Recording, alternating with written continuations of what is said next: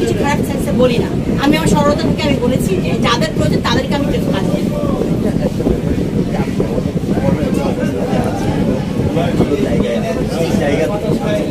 আপনি জানেন যে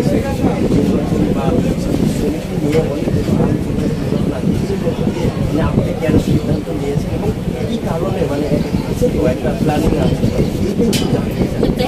এখানে কাজ করার অনেক সুযোগ আছে। আমি আমি আমি বলেছি যে ছবিতে সমাজের মানুষগুলো চেঞ্জ হবে, আমি চেঞ্জ চাচ্ছি মানুষের মধ্যে।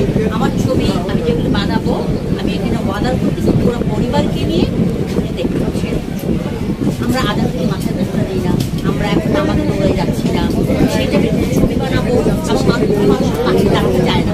সেই কিছু সবার সাথে ছবি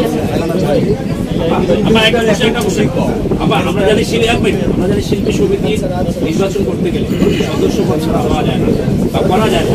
আমরা জানি আপনি আসলে আমাদের চলাচল শিল্পী সমিতি নির্বাচন করছে